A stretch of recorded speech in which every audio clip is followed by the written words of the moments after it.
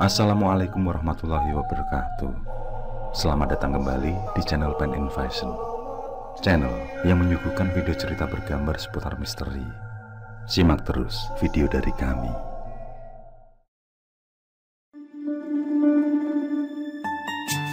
Unjungan adalah acara adat panjat doa yang dilanjutkan dengan hiburan khas masyarakat daerah Indramayu di keesokan harinya.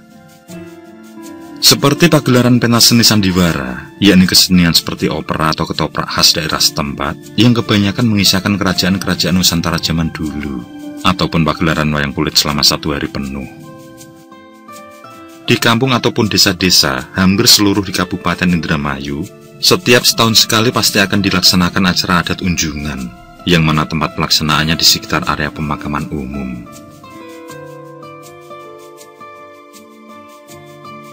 Unjungan ini diadakan setiap 1 tahun sekali, tepatnya di antara bulan Muharram dan Safar.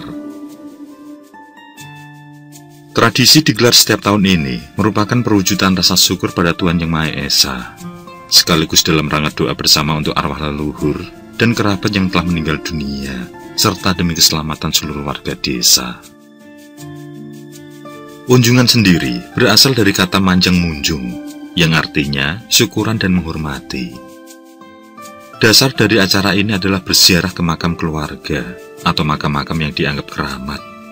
Akan tetapi, setiap orang tidak mempunyai waktu cukup dikarenakan sibuk urusan duniawi. Sehingga karena kesibukan tersebut, berziarah tidak bisa dilakukan setiap hari atau sebulan sekali. Oleh karena itu, ziarah ini paling sedikit dilaksanakan setahun sekali. Sama halnya dengan unjungan. Bukan hanya hiburan semata untuk para warga, namun ada momen ziarah ke makam leluhur. Kegiatan tahunan ini pada intinya bersedekah makanan dan uang untuk warga desa yang kurang mampu. Juga sebagai cermin diri agar selalu bersyukur atas hasil bumi yang berlimpah. Setiap warga desa membawa tumpeng berukuran besar yang dihiasi bunga yang terbuat dari uang kertas, mulai dari 1000-an hingga uang kertas 100 ribuan, serta berbagai macam makanan lainnya. Dan dapat dipastikan, seminggu setelah acara adat unjungan dilaksanakan, rezeki berupa air hujan pun datang. Wallahu alam. Bersikaplah yang baik saat acara nanti, pesan ibu saat aku berpamitan. Tanpa membalas ucapan ibu, aku pun bergegas keluar. Dengan berjalan kaki, aku menyusuri jalanan desa menuju rumah Novi. Gadis manis beda RT itu sudah menjadi pacarku semenjak 7 bulan yang lalu. Dan malam ini, kami sudah janjian untuk menonton pertunjukan sandiwara setelah mengikuti doa bersama kemarin. Seperti biasa, acara adat unjungan dilaksanakan di tempat yang dikeramatkan warga, yakni di makam tetua leluhur pendiri desa, atau mungkin sebuah petilasan. Di sana, tidaklah sembarang orang yang bisa masuk tempat tersebut. kita langsung saja ya, Rus. Aku tadi sudah minta izin sama ayah, ucap Novi yang sudah menungguku di halaman rumah. Aku menyambut senyum manisnya dengan tatapan kasih. Layaknya pasangan lain, kami pun berjalan beriringan sambil ngobrol mesra, yang tentu akan membuat cemburu warga lain yang berpapasan, apalagi yang masih jomblo.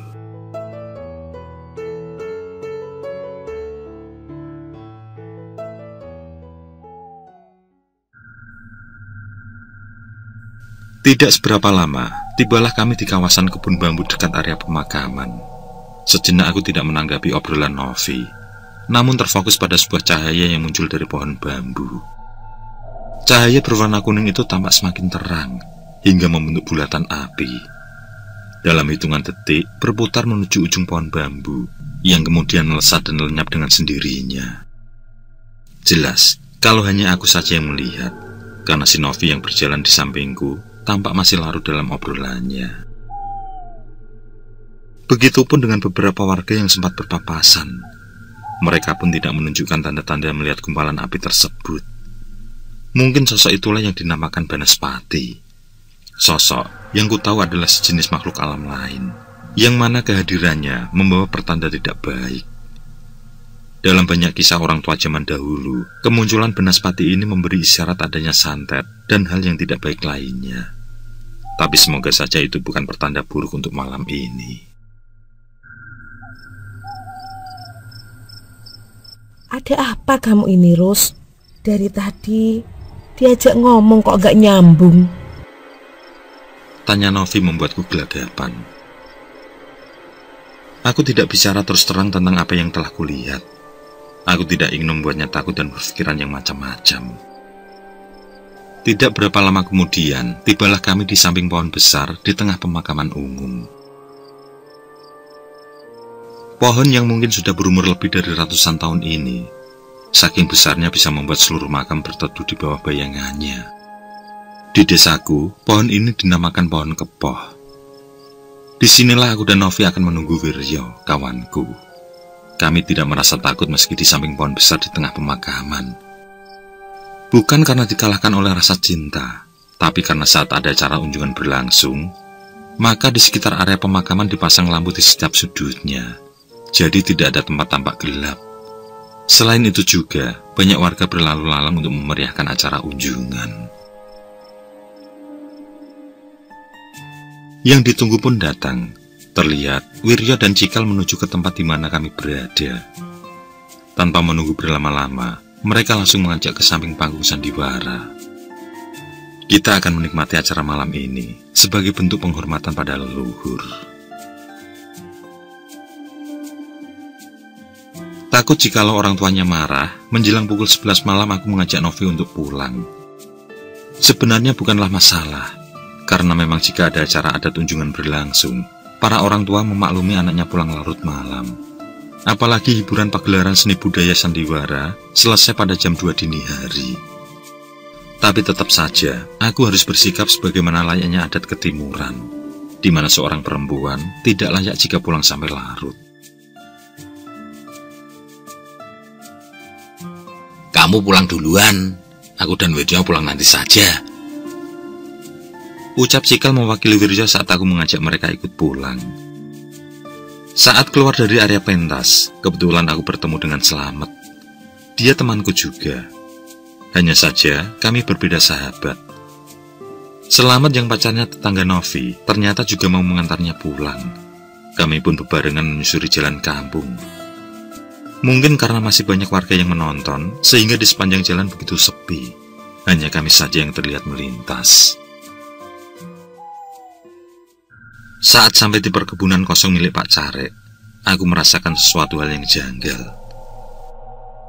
Di kanan dan kiri jalan lokasi ini hanyalah ada semak belukar, di mana rerumputan merambat sangat liar, seperti lahan yang tidak terurus oleh pemiliknya.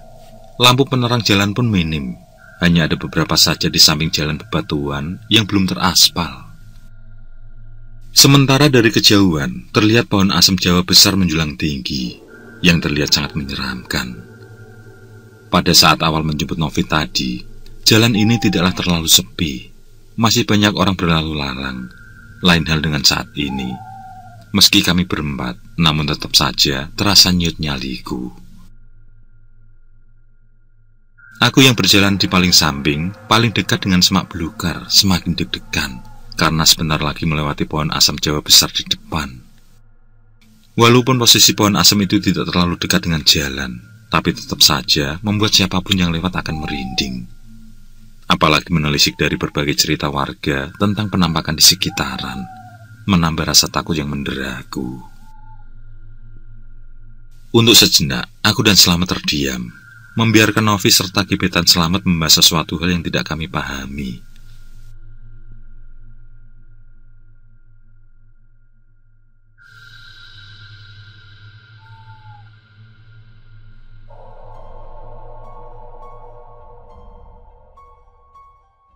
Dan kekhawatiranku terjadi juga. Setelah bau bangga yang sangat menyengat lewat di hidungku, aku yang merasa penasaran mengarahkan pandangan pada pohon asam Jawa tersebut. Seketika nafasku tersengal mengikuti alur jantung, ketika melihat sosok pocong tinggi besar dengan muka hancur berlumuran darah. Lebih mengerikan lagi, di temaram malam itu juga ternampak matanya keluar menggantung.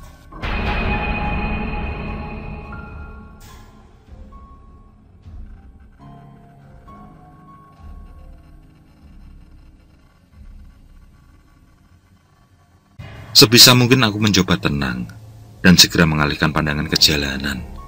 Aku juga berharap agar Novi tidak menyaksikan penampakan yang mengerikan itu. Karena aku yakin kalau dia melihat sosok pocong itu, pasti menjerit atau mungkin pingsan di tempat. Saat melirik ke arah Slamet, aku melihat muka si Slamet pun menunduk, seolah dia juga melihat kemunculan sosok pocong tadi. Kamu ini kenapa sih, Rus? Tanya Novi saat aku menggandeng erat tangannya. Aku menyuruh agar jalannya dipercepat karena malam semakin larut. Perlahan kami pun menjauh dari pohon asem Jawa tersebut. Perasaanku semakin lega meski sosok pocong tadi masih mengganjal di otakku. Dan semakin lega lagi ketika sampai di rumah Novi. Sedangkan Slamet lebih dulu berbelok ke rumah pacarnya. Sambil menunggunya, aku menikmati sisa waktu bersama Novi, melihat-lihat pelataran rumahnya yang berhias aneka bunga. Memang, pacarku itu sangat hobi dengan bunga. Bahkan pernah mengajakku naik ke sebuah gunung demi mendapatkan bunga anggrek. Entah anggrek jenis apa, tapi yang ku tahu, bunganya berwarna putih dengan bau sangat harum. Mendengar Novi berkisah, membuatku sedikit terlupa akan penampakan tadi. Ros, ayo! Suara Slamet mengakhiri obrolanku. Dan setelah berpamitan pulang, aku pun meninggalkan senyum lugu Novi. Karena pintu sudah dibukakan ibunya, sekalian aku berpamitan pulang pada beliau, sembari minta maaf karena mengantar putrinya sampai larut malam.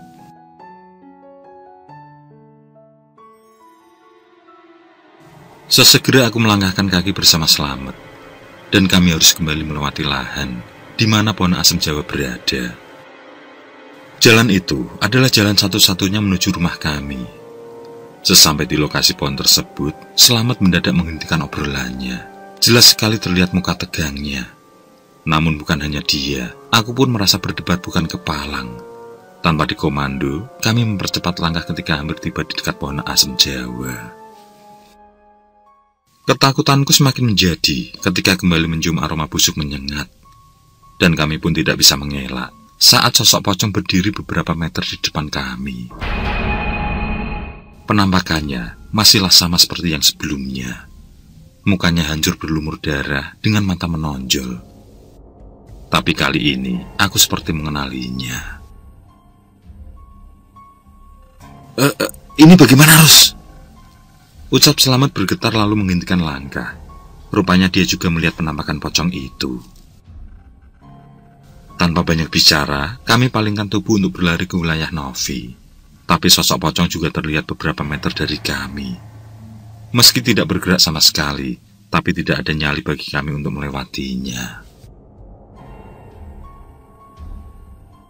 Tidak ada pilihan lain, Mat, ucapku saat kami kembali membalikkan badan. Dengan keberanian yang tersisa, kami akan berjalan melewati sosok menyeramkan itu. Tidak lupa, kami baca surah pendek Al-Quran sebagai tameng untuk menjaga diri. Perlahan kami melangkah penuh ketegangan.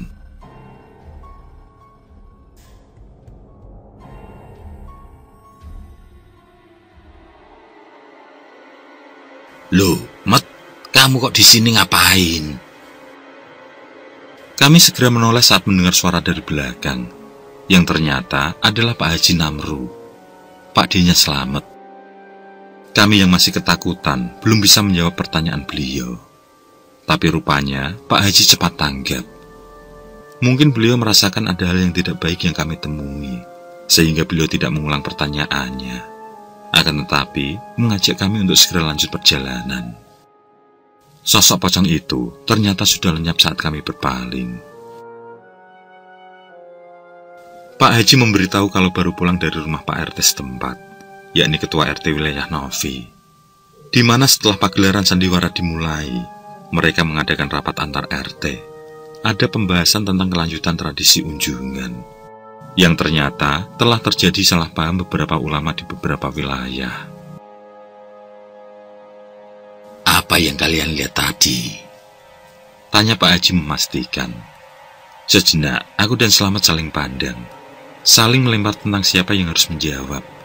Akhirnya, akulah yang menceritakan tentang kejadian yang kami temui.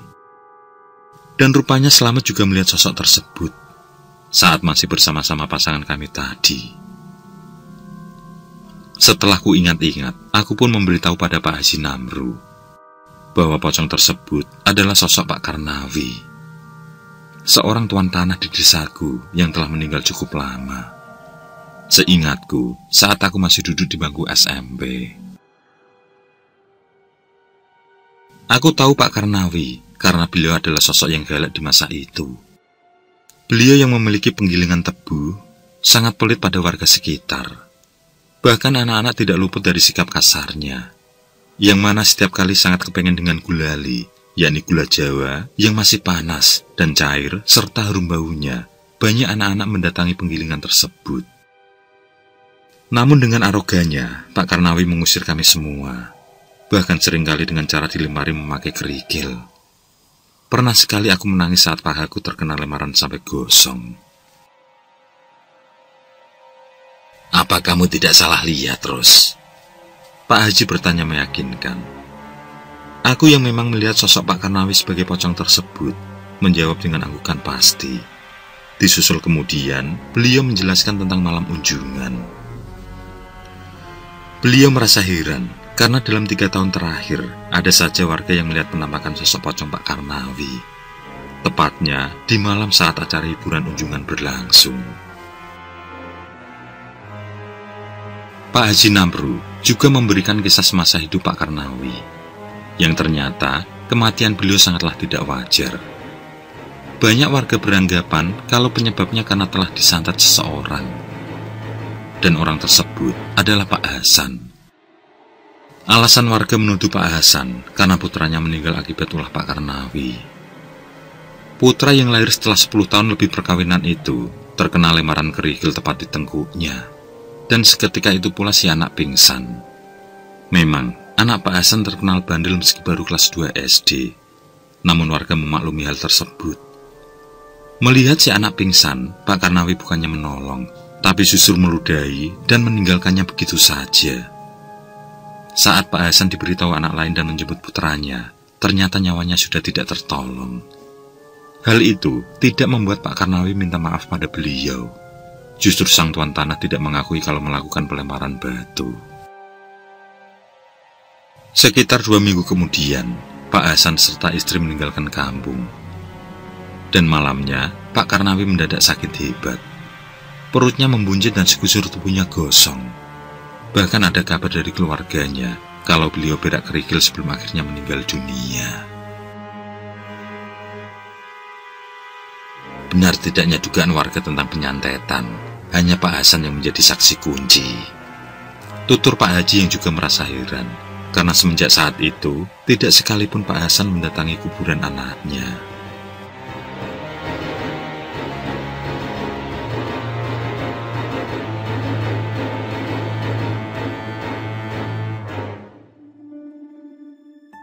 Setahun berlalu, dan akhirnya terjawablah tentang penampakan pocong Pak Karnawi.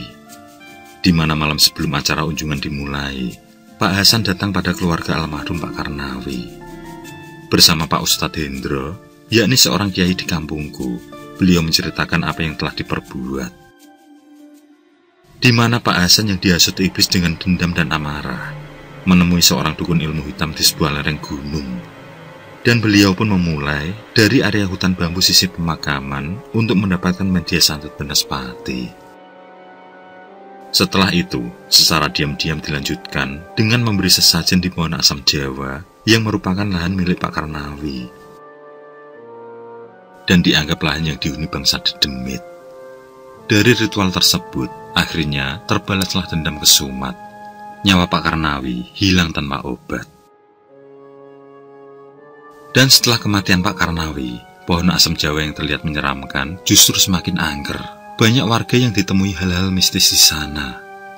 Bukan hanya suara-suara aneh, tapi juga bermacam penampakan. Setelah 1000 hari Pak Karnawi, lahan itu pun dijual, yang kemudian dibeli oleh Pak Care. Tapi tetap saja masih sangat terasa keangkerannya. Yang paling menghebohkan adalah seperti yang dikisahkan oleh Pak Haji Namru. Yakni dalam 3 tahun terakhir, selalu ada warga yang melihat sosok pocong Pak Karnawi di pohon tersebut. Namun semua merahasiakan demi menjaga kebaikan bersama, termasuk aku dan Selamat yang juga menyimpan kisah menyeramkan itu, mengikuti pesan Pak Haji Namru. Rupanya, keluarga almarhum Pak Karnawi memaklumi kejadian lawas tentang putra Pak Hasan. Mereka ikut merasakan luka yang dialami Pak Hasan. Putra yang dinanti-nanti harus pulang cepat, telah meninggal dunia di tangan Pak Karnawi. Dari situlah, keluarga almarhum Pak Karnawi memaafkan ketulusan Pak Hasan. Saat unjungan, mereka mendoakan arwah Pak Karnawi dengan khusyuk. Dan semenjak malam itu, tidak ada lagi warga yang melihat penampakan pocong di setiap acara hiburan tradisi unjungan. Aku yang setiap kali mengingat pengalaman mengerikan itu merasa bersyukur, karena tidak sampai terjadi hal buruk yang menimpa.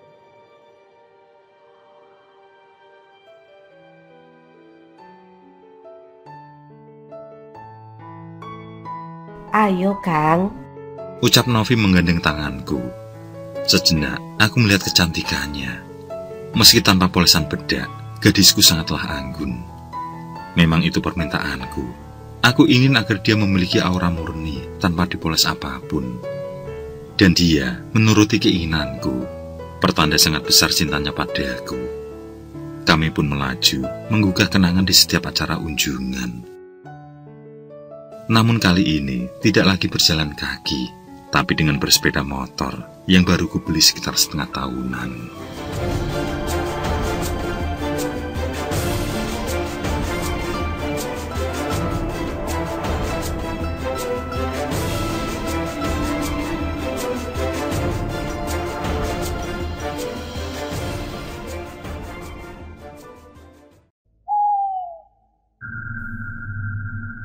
Oke, terima kasih. Semoga kawan-kawan terhibur dan untuk ke depan, semoga channel ini bisa lebih baik lagi. Akhirul kalam, wassalamualaikum warahmatullahi wabarakatuh.